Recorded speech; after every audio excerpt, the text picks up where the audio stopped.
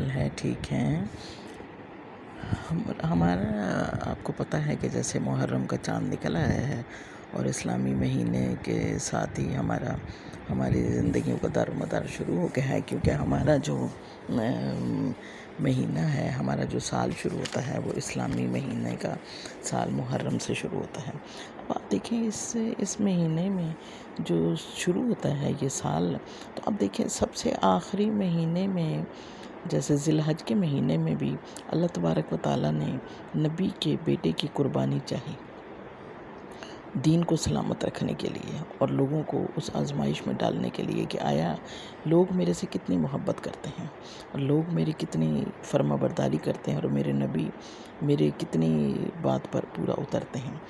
اور اس کے بعد یہ ہوا کہ اب جب یہ نیا مہینہ شروع ہوا ہے، اس میں دیکھیں اس میں بھی دین بچانے کے لیے اللہ تبارک و تعالیٰ نے نبی کے گھرانے کی قربانی چاہی۔ دیکھیں اللہ تبارک و تعالیٰ کو تو سب معلوم ہے کیا ہونے والا ہے اور کیسے ہونے والا ہے۔ اگر آپ یہ کہیں کہ کس کی غلطی ہے اور کس کی غلطی نہیں ہے تو یہ ہمارے لیے بڑا مشکل ہے، اور ہمیں صرف یہ سوچنا چاہیے کہ اللہ کا حکم ایسے ہی تھا اور اللہ نے چاہا ایسا تو جب ایسا ہوا، ورنہ میری اور آپ کی یا کسی اور کی کیا جرت ہے یا مجال ہے کہ ہم وہ کام کریں جو اللہ نہیں چاہ رہے، کیونکہ ہم تو اللہ نے ہمیں پیدا کیا۔ تو نبی کریم صلی اللہ علیہ وآلہ وسلم چونکہ آخری نبی ہیں، اور اس لیے اللہ تبارک و تعالیٰ نے ان کے لیے بے شمار ان کے لیے قربانیاں اور بے شمار ان کے لیے آزمائشیں رکھی تھیں، اور کیونکہ ان کا صبر، کیونکہ وہ آخری نبی تھے اور انہوں نے تمام انبیاء علیہ السلام کی امامت کرائی اور معراج پر آپ کو بلایا گیا اور آپ سے ملاقات ہوئی، تو اس لیے اللہ تبارک و تعالیٰ نے آخر میں بھی دین کو بچانے کے لیے آپ کے نواسوں کی قربانی چاہی۔ دیکھیں یہ کسی طور پہ بھی ممکن نہیں ہے کہ ہم سمجھیں یا ہم یہ سوچیں کہ یہ ایسے یوں ہوتا تو یوں ہوتا، ایسے نہ ہوتا تو ایسے ہوتا۔ کئی دفعہ دیکھیں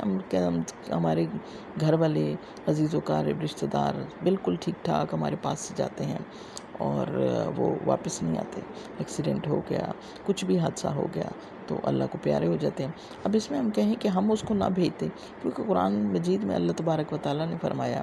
کہ اگر تم ان کو محل کے اندر، گھروں کے اندر بھی رکھتے، جن کے لیے ہم نے لکھ دیا ہے ان کا قتل ہونا یا ان کا شہید ہونا یا ان کا ہمارے پاس آنا، تو یہ ہو کر ہی رہے گا۔ اس لیے جو کام اللہ تبارک و تعالیٰ نے سب کی تقدیر میں لکھ دیا وہ ہو کر رہے گا۔ ہمارے لیے کیا حکم ہے؟ ہمارے لیے یہ حکم ہے کہ ہمیں اپنی زندگی میں دین کا کام آگے پھیلانے کے لیے، دین کی محنت کے لیے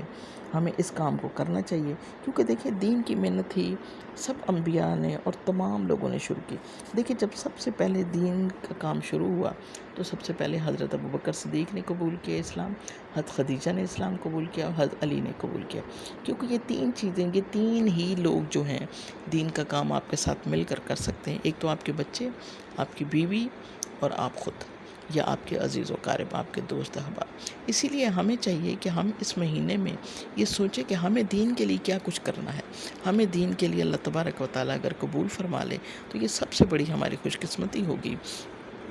اور اس مہینے میں اللہ تبارک و تعالیٰ نے کچھ روزے اور عبادات، نفل اور ہر چیز، کیونکہ یہ ہمارے لیے ایک سبق ہے اور یہ ایک امتحان ہے کہ ہمیں اپنی زندگی کیسے گزارنی چاہیے، اور اگر ہمارے خاندان کے اوپر، ہمارے اوپر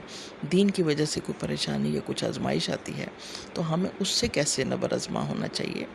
تو اللہ تبارک و تعالیٰ ہمیں دین کے لیے قبول فرمائے اور ہماری کوششوں کو، اور ہمیں دین کے لیے اپنے راضی ہو جائے ہم سے کہ ہم جو بھی دین کا کام کریں قبول فرمائے۔ اپنا خیال رکھیں، اپنے ارد گرد لوگوں کا خیال رکھیں۔ السلام علیکم ورحمۃ اللہ وبرکاتہ۔